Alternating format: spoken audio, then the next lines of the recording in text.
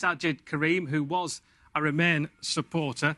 Saj, Esther McVey says she's gone because this deal isn't Brexit. Lots of Conservative MPs seem to agree with it. Well, what we've seen is a whole number of members of cabinet, ministers, junior ministers and parliamentary aides tender their resignations in the last few days.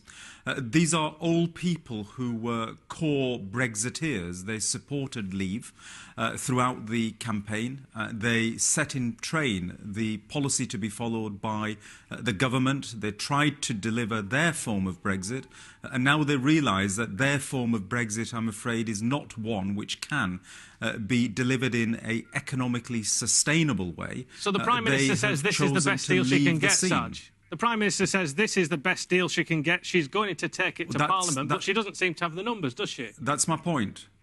No, that's my point. The red lines that were set by the Cabinet, which included all of these core Brexiteers, were set in a way that the very best deal that anybody can get is the withdrawal agreement that we have in front of us today.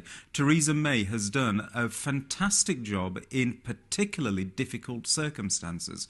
Nobody could have negotiated a deal, bearing in mind the red lines that had been set by the Brexiteers, that in any way could improve on what we have today. OK. Graham's saying that the Canada Plus is the option. Lots of people won't quite understand that. But essentially, a trade deal without all the other links. Why isn't that an option for you?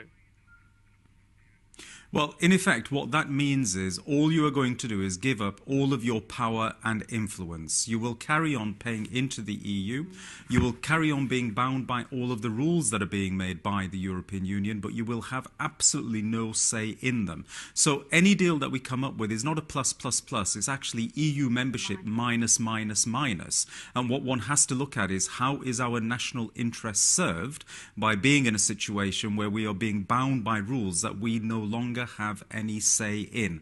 That is not the United Kingdom I believe anybody sees emerging in the future. If the deal is so poor, just go back to the people and try and remain. Is that it?